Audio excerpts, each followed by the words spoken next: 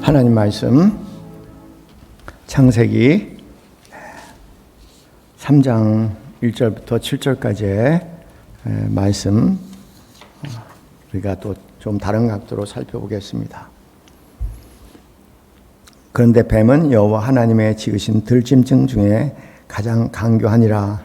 뱀이 여자에게 물어 이르되 하나님이 참으로 너희에게 동산의 모든 나무의 열매를 먹지 말라 하시더냐.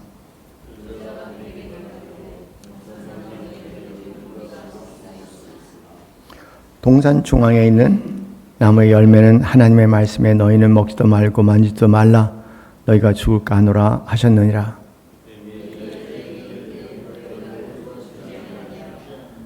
너희가 그것을 먹는 날에는 너희 눈이 밝아져 하나님같이 되어 선악을 알 줄 하나님이 아심이라.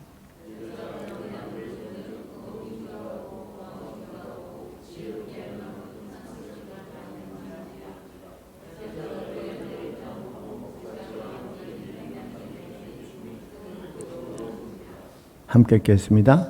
이에 그들의 눈이 밝아져 자기들이 벗은 줄 알고 무화과 나무 잎을 엮어 치마로 삼았더라. 아멘. 오래전에 나왔던 애니메이션 영화죠. 엔트라는 그런 영화가 있었습니다. 거기에 이제 그 영화의 주인공이 정신과 의사를 찾아요. 개미의 세계를 그리는 애니메이션인데 일개미예요. 그래서 일개미에는 이름이 없나 보죠. 죄수 번호 같은 번호만 있는가 봐요. 그래서 이제 사람들이 항상 번호를 부르게 됩니다. 그리고 이름 없는 번호만이 존재하는 이제 그런 상황 속에 사람들이 자신을 대하는 것이 참 별 볼일 없는 개미로 대한다는 느낌을 느끼면서 불행한 자신의 운명 처지에 대해서 탄식을 하다가 깊은 우울증에 빠지죠. 그래서 개미 정신과 의사를 찾아가서 자신이 우울증을 이야기하면서 대화가 시작이 됩니다. 대화 내용 그렇죠. 사람들이 나를 다 별 볼 일 없는 존재로 여기는 것 같아요. 너무 힘들어서 또 무슨 노력을 해도 벗을 수 없는 그런 내 운명인 것 같아서 견딜 수가 없습니다. 그래서 이제 이런 우울증까지 결국 왔습니다. 그렇게 고백을 합니다. 그랬더니 개미 정신과 의사가 가만히 그분을 보시더니 하신 얘기가 맞아요. 그분들 말이 맞아요. 당신은 별 볼일 없는 사람입니다. 이제 그렇게 이야기하는 참 뜻밖의 반전의 장면이 있습니다. 사랑하는 성도님들, 그 말은 정말 명언 중에 명언인 것 같아요. 우린 별이 되려고 다 노력하지만 알고 보면 별 볼일 없는 존재가 라는 것을 알게 될 겁니다. 인간은 그렇게 대단한 존재가 아니에요. 어떻게 그런 일이 생긴지는 모르겠지만은 그 인간은 스스로 대단한 존재라는 것을 느끼면서 입증하면서 살아가기를 원하죠. 그러나 우주 앞에 선 한 인간을 생각해 보면서 초라한 죽음의 과정에 한 인간을 생각해 보면서 그렇게 수십 년, 근 90, 80을 노력하면서 살지만 가는 마지막 장면을 바라보면서 우리가 이야기할 수 있는 것은 인간은 우리가 생각하는 것처럼 그렇게 대단한 존재가 아니다라는 것은 분명한 것 같아요. 제 얘기를 듣고 기분이 나빠할 수 있는 사람도 있을지는 모르겠지만 정말 인간은 대단한 존재가 아닙니다. 자기 스스로가 이 대단한 존재라는 그런 망상이죠. 그렇게 대단한 존재 아니에요. 근데 그런 망상 가운데 이렇게 살다가 보면은 대단한 존재가 되지 않은 자기 자신에 대한 굉장한 자괴감을 느끼게 되고 그런 면에서 이제 깊은 열등감과 그에 따른 여러 가지 자기 파괴적인 행동을 하게 되죠. 뿐만 아니라 이제 다른 사람들을 그런 걸 기대하지 않습니까? 너도 대단한 존재여야 된다. 도대한 존재다. 부모님이 아이들에게 넌 대단한 존재가 되어야 된다. 이제 그렇게 얘기를 하는데 그 중에 대단한 존재가 됐으면 괜찮겠어요. 그런데 그런 아이들은 소수고 된다고 해도 그 윗사람들이 항상 있기 마련이고요. 그런 면에서 나름대로 성공해도 그 안에서 또 비교적인 실패감을 느낄 수밖에 없고요. 더더군다나 이제 그런 기대대로 살지 못한 사람들은 그런 이제 뭐 자녀라든가 또 그런 기대감을 갖고 있는 사람들이 그렇게 살지 못하는 모습을 보면은 우리는 매우 공격적인 그런 자세를 취할 수도 있습니다. 분명히 성경에서요, 사람에 대한 얘기할 때 흙에서 지음을 받았다, 그렇게 창세기 2장 7절에 말씀하십니다. 흙에서 지음을 받은 존재다. 욥기에 흙에서 태어나서 흙으로 돌아가는 존재다. 그런 비유는 인간의 우리가 착각하는 것과 다르게 대단한 존재가 아니라는 것을 우리에게 되새겨주는 그런 말씀이라고 생각합니다. 사도 바울도 고린도후서 4장 7절 말씀에 우린 질그릇 가서 깨지기 쉽다, 그렇게 얘기를 합니다.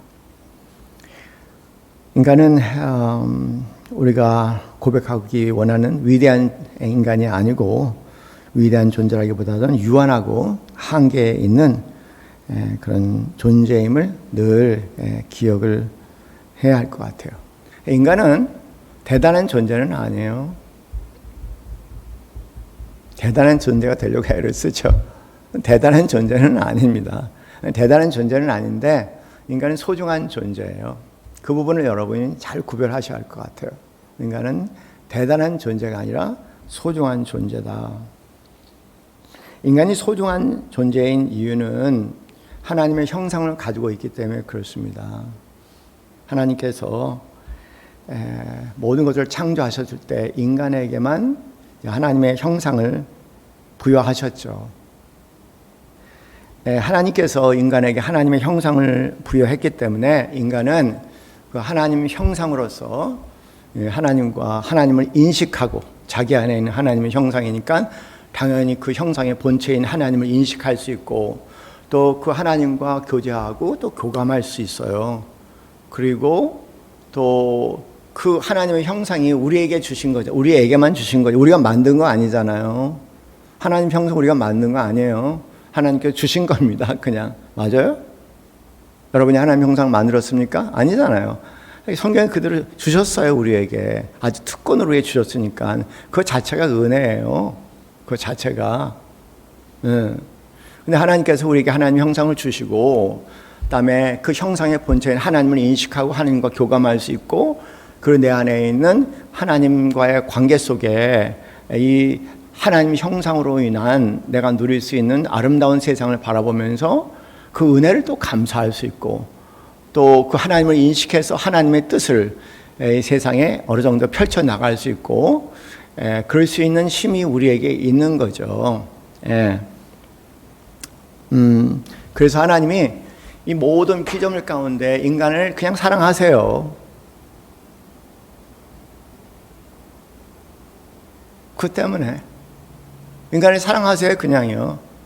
얘가 내 뜻을 하네, 내 생각을 하네, 나와 교제를 하네, 내 뜻을 알고 나름대로 내 뜻을 가지고 주위 이 모든 피조물을 돌보려고 애를 쓰네. 그런 것을 볼 때 참 사랑스럽죠. 그래서 하나님이 우리를 사랑하세요. 하나님이 우리를 사랑하게 되신 이유는 그런 면에서 우리 안에 있는 하나님의 형상이고, 그렇기 때문에 하나님의 형상으로서 하나님과 교감할 수 있기 때문에, 그렇기 때문에 하나님은 우리를 아주 소중하게 생각하신다는 거예요.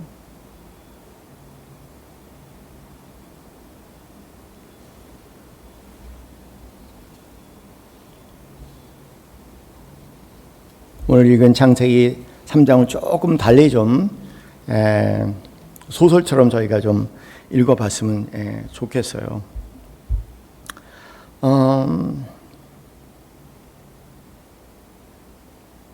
우리는 하나님의 형상을 지닌 자거든요. 하나님의 사랑을 받는 자예요. 하나님이 하나님의 형상을 지닌 자로서 하나님께서 우리를 소중하게 여기시고, 그리고 우리를 사랑하세요. 유일한 존재, 우리가 인간은 유일하게 이 땅의 모든 피조물 가운데 유일하게 하나님과 교감할 수 있고, 하나님 뜻을 실행할 수 있고, 하나님께서 세상을 돌볼 수 있는 유일한 존재니까 하나님의 당연한 사랑의 대상이죠. 그런데 그 형상이 은혜로 우리에게 주어지신 거란 거예요. 하나님께서 우리에게 입김을 불어넣어서 흙에 입김을 불어넣어서 생명이 되기 전에 이미 하나님께서 우리에게 주신 것이 그 하나님의 형상이에요. 그것이 소중하고 그것이 하나님께서 사랑하시는 원인입니다. 우리가 무엇을 해서 사랑하시는 것이 아니라 우리 안에 당신이 심어주신 은혜를 주신 그 하나님의 형상으로 인해서 우리를 소중하게 생각하시는 거예요. 그러니까 은혜죠. 창세기 2장을 보면은요, 하나님께서 3장의 마음은 이제 그렇게 시작이 되잖아요. 2장에 이제 하나님께서 너희의 이 에덴 동산에 있는 그 생명의 나무 열매, 모든 걸 다 먹을 수 있다고 그랬어요. 그러나 선과 악을 알게 하는 그 나무 열매는 먹지 말라고 말씀하셨죠. 에덴 동산은 하나님의 은혜의 동산이고, 그리고 제가 기억컨대, 제 생각컨대, 제 해석이건데, 그 생명의 나무는요, 은혜의 나무예요. 은혜의 열매예요. 그 나무가 은혜의 나무고 그 열매가 은혜의 열매입니다. 그러니까 매일매일 아담과 하와는 그 은혜의 나무의 은혜의 열매를 먹으면서 내가 하나님의 은혜 속에 사랑받는 존재고 소중한 존재라는 것을 늘 인식하며 살아가는 거예요. 물론 아담은 완벽하지 않습니다. 우리가 하나님의 형상대로 아담과 하와가 지어졌지만 하나님은 아니에요. 하나님과 교감할 수 있는 영역은 하나님의 형상으로 주어졌지만 우리는 하나님으로서의 전지하고 전능하고 편지한 능력은 우리에게 없어요. 그렇기 때문에 전지하지 않기 때문에 잘못할 수 있어요. 다 알아야지 되지 않습니까? 다 몰라요. 그러니까 실수하고 잘못할 수 있어요. 전능하다면 내 뜻대로 살아낼 수 있겠지만, 그러나 전능하지 않기 때문에 내 뜻대로 살 수도 없어요. 실수하고 넘어질 수도 있는 거예요. 저는 에덴 동산에 얼마든지 그런 일이 일어날 수 있다고 생각해요. 애초에 인간에게 전지와 전능과 편재의 능력이 없는 인간은 불완전한 존재일 수밖에 없어요. 에덴 동산에도. 그럼에도 불구하고 벌거벗었지만 부끄럽지 않다고 얘기하거든요. 벌거벗었다는 얘기가 뭘까요? 벌거벗은 수치스러운 일입니다. 내가 다 드러나는 거예요. 그 드러나도 하나도 부끄럽지 않다고 얘기해서. 왜? 그 동산은 하나님과 연결되어 있는 은혜의 동산이고 그가 매일매일 먹는 생명의 열매는 은혜의 열매예요. 그러니까 늘 그 은혜 가운데 내가 불완전하고 부족해도 내 안에 있는 하나님의 형상, 하나의 은혜 속에 그럼에도 불구하고 난 여전히 소중한 존재고 하나님의 사랑을 받는 존재라는 것은 전혀 의문이 없었다고 생각해요. 오늘도 그 비밀을 아는 사람은 여전히 내가 부족하고 내가 여전히 연약해도 늘 은혜의 열매를 따가면서 하나님의 은혜 속에 살아간다면 나의 벌거 모습이 결코 부끄러움과 수치가 되지 않을 거예요. 그래서 진솔한 사람으로 살아갈 수 있는 비밀을 가질 수 있겠죠. 그런데 이상한 일이 하나 벌어졌어요. 오늘 본문 말씀을 보면은요, 사단이 갑자기 이렇게 그 뱀, 이제 도구죠. 뱀은 사단이 뱀을 이용을 해서 도구로 삼아서 자기 뜻을 지금 실현하고자 한 거예요. 그래서 이제 아담과 하와에게 다가왔는데 이 본문을 읽으면은요, 그냥 단 한 순간에 딱 아담과 하와가 한마디 했는데, 야, 하나님께서 그 교미학은 교미해요. 여기 있는 것 열매를 먹지 말라고 했냐? 말을 트게 만드는 거예요. 말을 섞으면 안 되는데 말을 섞지 않게 만드는 거예요. 그래서 먹지 말라고 했냐? 그랬더니 이제 말을 안 할 수 없잖아요. 그게 아니니까. 아니요. 뭐는 먹어도 되지만 뭐는 먹으면 안 돼요라고 말이 시작이 된 거예요. 이게 말을 하지 말아야 되는데 아주 묘하게 걸려드는 거죠. 그래서 말이 시작이 됐고, 그 다음에 이제 이야기가 진행이 되고, 그 다음에 너희가 선과 악을 먹을 때, 이 선악과를 먹게 될 때 너도 하나님같이 선과 악을 알게 돼서 하나님같이 되리라는 말씀이 있어요. 근데 여기서 조금 다르게 해석한다는 걸 이해를 해 주시기 바랍니다. 뭔지 모르게 하나님같이 되리라는 표현이에요.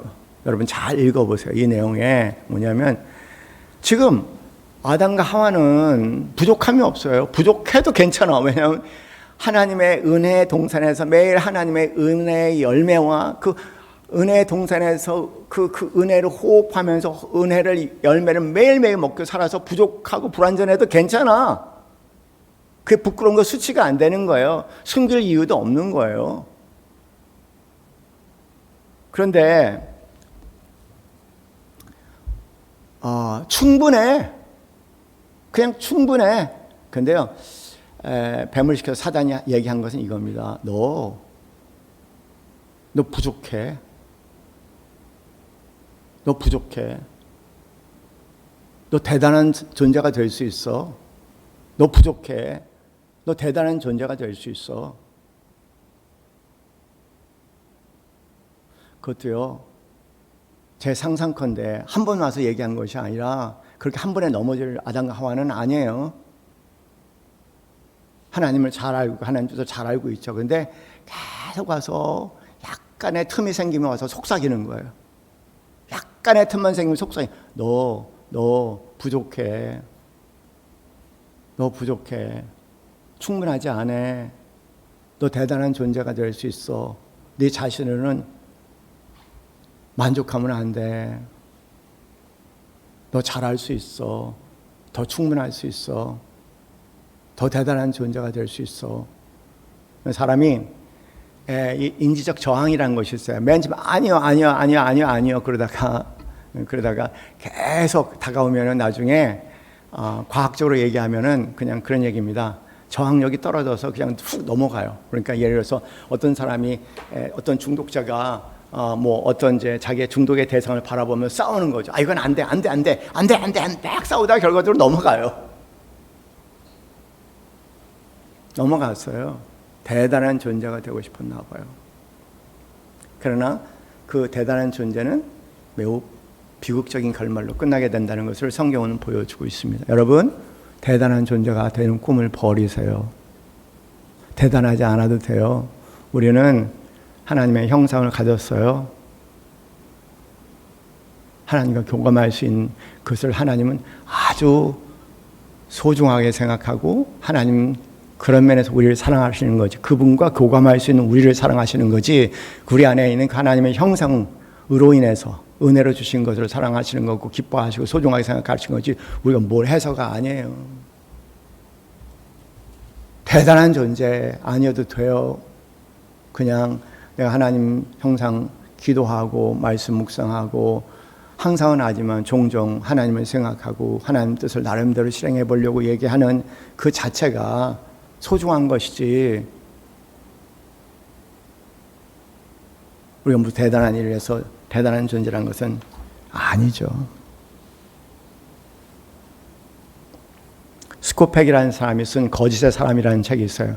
거짓의 사람들, People of Lie, 거짓의 사람들, 부제목 악의 심리학이라는 그런 책이거든요. 그 책에 여러 부모들을 소개를 해요. 파괴된 아이들의 부모들을 소개해 주는데, 그 파괴된 부모들이 아이들에게 끊임없이 어렸을 때부터 반복적으로 주는 메시지가 있어요. 공통적으로. 뭐냐면 너는 충분하지 않아. 너는 충분하지 않아. 너는 더 대단한 존재가 될 수 있어. 너는 충분하지 않아. 너는 더 대단한 존재가 될 수 있어. 이런 말을 아예 간접적으로 끊임없이 갈구는 거예요. 이런 말로요. 그런 아이들이, 그런 가정에서 자라는 아이들이 파괴가 되더라는 거예요. 그러니까 이건 에덴 동산의 한 말이거든요. 에덴 동산에서 사단이 아담과 하와에게 한 말이잖아요. 너 충분하지 않아. 너 충분하지 않아. 충분하지 않아. 하나님의 은혜 있으면 충분한데 계속해서 충분하지 않다는 계속 반복하면서 너 더 위대한 존재가 될 수 있어. 더 대단한 존재가 될 수 있냐. 계속 반복하다 보니까 그럴 수 있나? 그러나 하나님이 될 수는 없는 거죠. 그 대단한 존재가 될 수가 없는 거예요. 어제 우리 목사님들의 모임과 사모님들, 이제 사모님과 다 오시니까 10분이 모여서 같이 이제 이런저런 얘기를 하는데 이 얘기를 조금 같이 나눠봤어요. 그랬더니 갑자기 이제 목사님이 아내를 탁 보더라고요. 또 아내가 또 막상을 탁 보더라고요. 그래서 이제 흥미로웠어요. 왜 서로를 보고 킥킥거리나. 그랬더니 이제 물어봤죠. 목사님 왜 뭔 일이 있어요? 그랬더니 이거 맨날 제 아내가 저한테 하는 말이라고.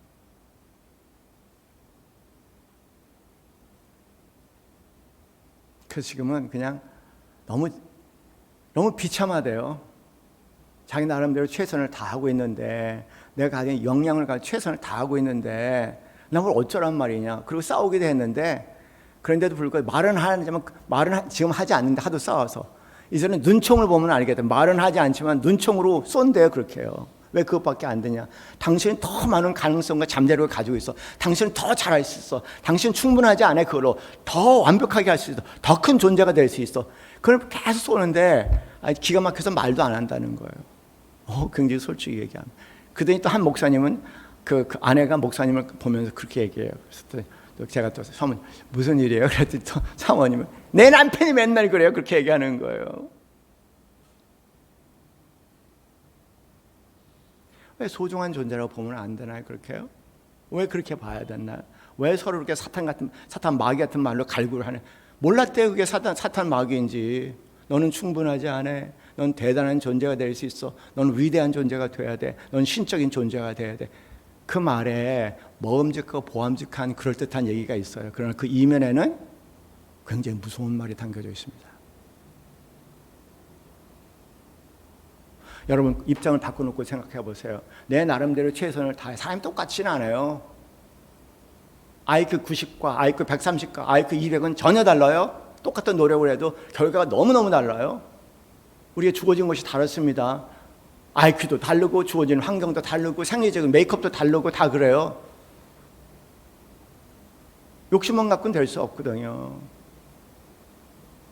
어떤 부모들은요, 내 꿈을 이뤄달라고요, 계속해서 아이들을 조종하고 통제하는 방법으로 너는 충분하지 않아. 넌 수많은 가능성을 가지고 있어. 넌 대단한 잠재력을 가지고. 그게 전부는 아니야. 더 너를 애쓰고 더 애쓰면 더 큰 존재가 될 수 있어. 끊임없이 그렇게 조종하고 통제를 해요. 근데 그게 사탄의 말이라는 걸 몰라. 그때 무너지고 좌절감을 느끼는 애들이 너무 많은데 입장을 바꿔놓고 우리 부모가 나한테 끊임없이 그렇게 대한다고 생각해 봅시다. 얼마나 끔찍한 일이에요.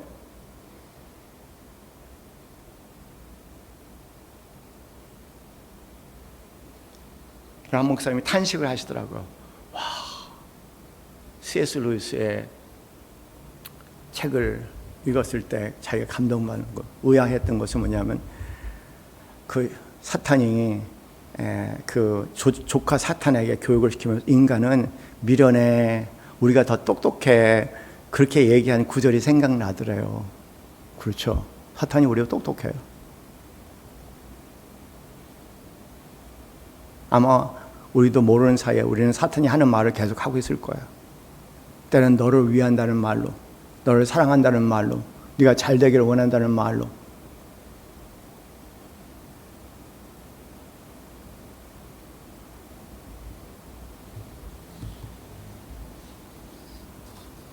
우리는 서로에게 가만히 보면 신적인 존재가 되라고 계속 서로 강요를 해요.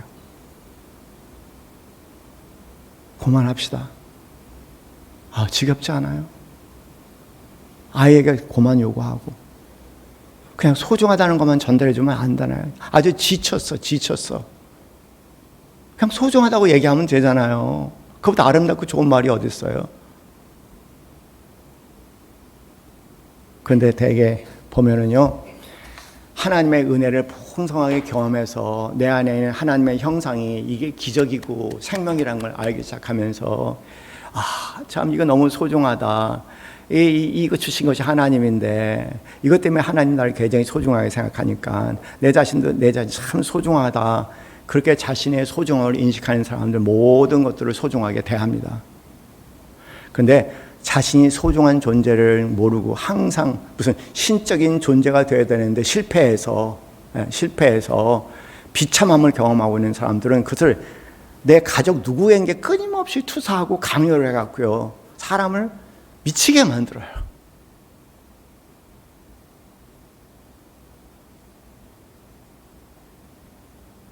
좀 안타까운 것은 죄의 결과를 본인 스스로 감당해야 되니까 좀 안타깝죠.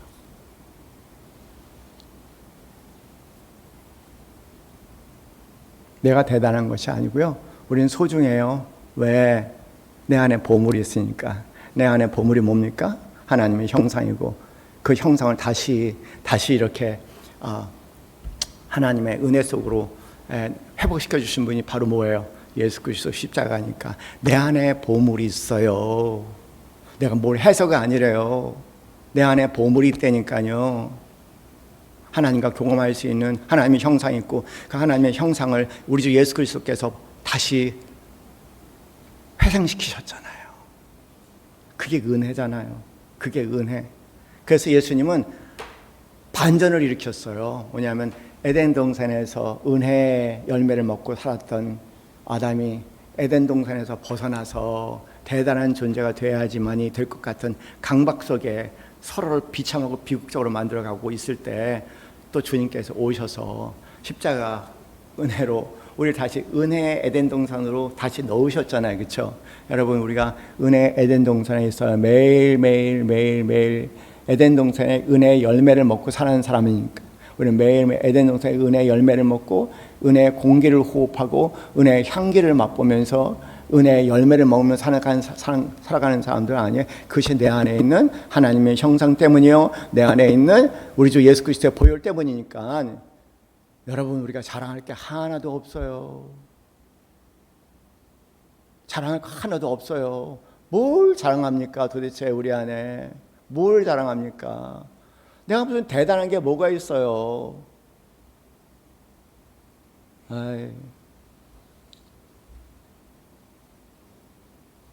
은혜라는 말이요, 저는 좀 잘못됐다고 생각해요. 원래 은혜는 자격 없는 자에게 거저 주시는 선물이라고 그렇게 우리 배웠어요. 자격 없는 자에게 주시는, 하나님이 주시는, 거저 주시는 선물이라고 정의했는데 저는 이거 반쪽 정의라고 생각해요. 반쪽에 해당된다. 반쪽 정의다. 이게 받을 자격이 없는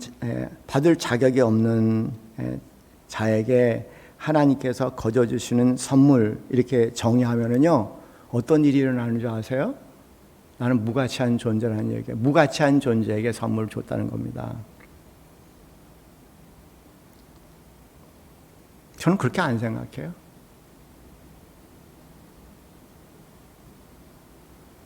내가 사람들이 은혜라는 단어를 싫어하는 이유를 알아요. 뭐냐면 자격 없는 자에게 거저 주시는 선물이라고 그렇게 얘기할 때 갑자기 무가치한 존재로 느껴지는 게 너무 싫은가 봐요. 그래서 은혜의 단어에 거부감을 느껴요, 사람들이요. 저는 그렇게 생각하지 않습니다. 우리 안에 하나님의 형상, 우리 안에 하나님의 형상, 하나님과 교감할 수 있는 그 잠재성, 가능성이 있기 때문에 그 예수 그리스도의 보혈을 통해서 하나님의 은혜로 그 하나님과 교감할 수 있는 하나님의 형상을 회복시켜 주셔서요, 하나님과 교제할 수 있는 우리를 사랑하시는 거예요. 그래서 그냥 거저 주시는 것이 아니라, 여러분, 우리 그렇잖아요. 선물 그냥 아무한테 주지 않잖아요. 여러분, 한번 우리 삶을 돌아보자. 아무한테 선물 주는 거 아니에요. 나름대로 관계가 있는 사람에게 주는 거고, 나름대로 조금이라도 사랑의 마음이 다가가는 사람, 그걸 연민의 마음, 안타까운 마음, 어떤 형태든 간에 내 마음이 다가가기 때문에 우리가 선물을 주는 거 아니겠습니까?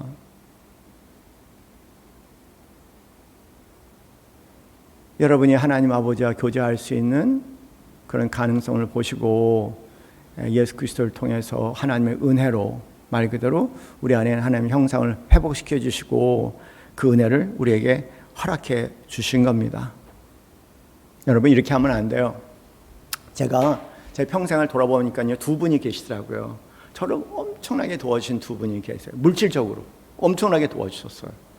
제가 공부를 많이 했던 것은 다 그분들 덕분이에요. 두 분이에요, 두 분. 네. 아마 제가 공부한 돈을 생각하면은 제 당시에 우리 집안에 갑부도 그렇게 못했을 거예요. 참 많은 돈을 대주셨어요. 근데 이제 그 중에 한 분이 늘 기억이 나는 게요, 어느 날 저한테 굉장히 충격적인 말을 하셨어요. 그러니까 이제 가서 이렇게 말은 못하고 이렇게 하면 딱 알아채세요. 얘가 좀 돈이 필요하구나, 좀 돈이 들었구나, 학비가 부족하구나, 생활비가 부족하구나, 뭔가 부족하구나, 눈치를 채세요. 그리고 딱 돈을 주세요. 넉넉하게 주세요. 굉장히 많이 주세요. 깜짝 놀랄 정도로 많이 주세요. 그럼 이제 그 돈을 받으면서 내가 뭐라는 줄 아세요? 죄송합니다. 죄송합니다. 그랬어요. 근데 어느 날 그분이 저한테 이런 얘기를 해요. 상환아, 그 죄송하다는 말이 듣기가 싫어. 그냥 죄송합니다는 말 대신 그냥 감사합니다라고 얘기하면 좋겠어요. 그렇게 얘기하더라고요. 그 말이라고 생각했는데 가만히 생각해서 돌아오면서, 그러니까 내가 누굴 계속 도와주고 있는데 와서 죄송합니다, 죄송합니다. 나도 짜증나겠더라고, 가만히 생각하면. 근데 감사합니다, 감사하면 기분이 좋은데 죄송합니다, 죄송합니다. 기분이 너무 나쁘겠더라고요. 그래서 생각해 봤습니다. 죄송함이 무슨 뜻인가?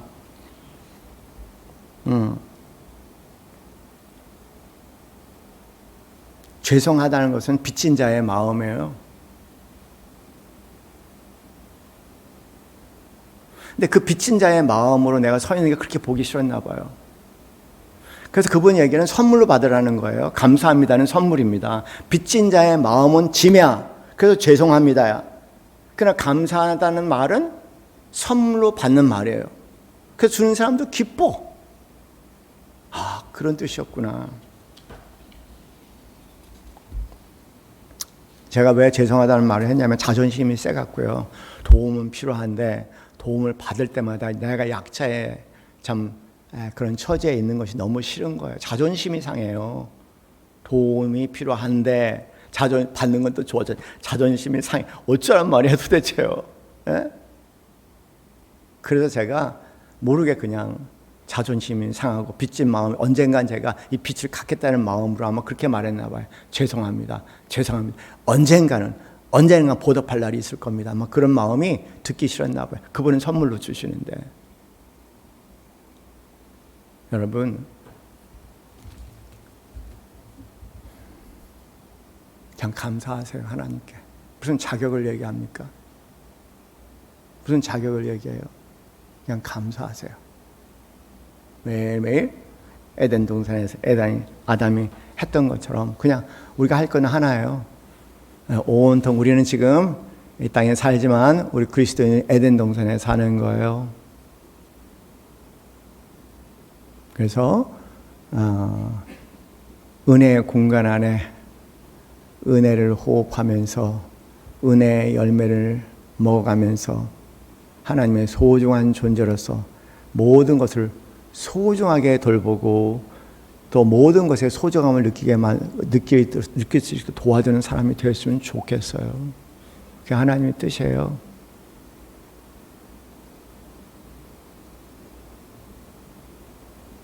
제발 그렇게 삽시다. 다다익선 모든 사람들에게 선이 될 겁니다. 뭔지 모르게 우리의 만남 안에 상대가 나가 소중한 존재라는 것을 느낄 수 있으면 얼마나 좋을까.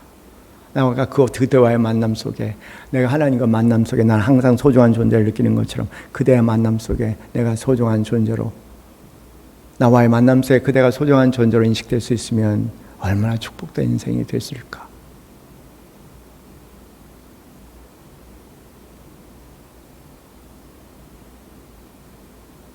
가슴에 손을 얹고 기도하는 시간 되기 바랍니다. 기도하시겠습니다.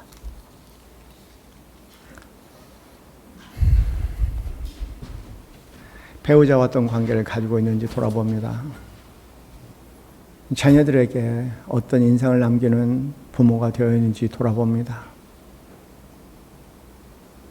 내가 만나는 모든 사람들에게 나는 어떤 존재로 인식되어 있는지 돌아봅니다. 그리고 나는 하나님 앞에 어떤 자세로 서 있는 것인지 돌아보기를 원합니다. 나에게 너에게 우리에게 대단한 존재로 요구하지 않은 삶이 되기를 바랍니다. 그 안에는 하나님의 형상, 하나님이 소중히 여기는 존재로서 서로를 소중히 여길 수 있는 삶이 되기를 바랍니다.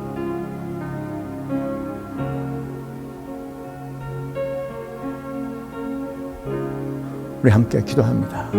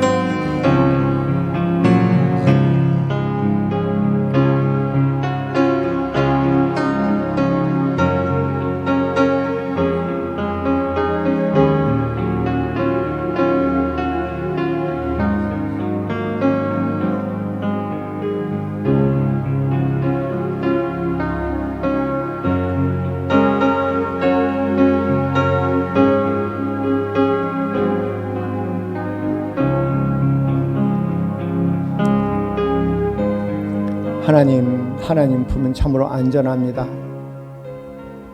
사람 품에 안길 때에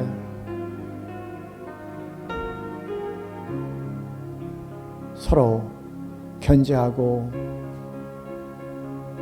서로 위의 위치에 올라서기를 경쟁할 때 내가 대단한 존재가 되지 않아도 내 안에 있는 하나님의 형상을 즐거워하셔서 나를 소중히 여기시되 당신의 아들 독생자 예수 그리스도를 나를 위하여 십자가에 못 박혀 대신 죽게 하실 정도로 소중하게 생각하는 나를 늘 되새기게 하옵소서.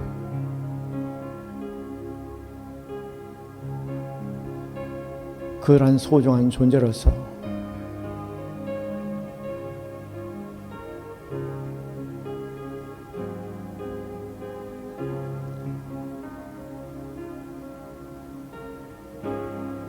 내가 내 자신을 소중하게 그리고 내 주위를 소중하게 담아낼 수 있는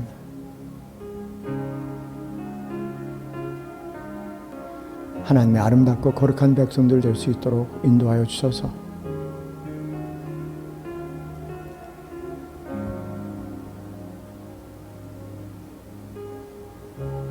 어지럽고 무너져가는 관계 속에 신음하는 가족과 이웃들에게 생명의 근원이 될 수 있는 참으로 소중한 존재들이 될 수 있도록 하나님 아버지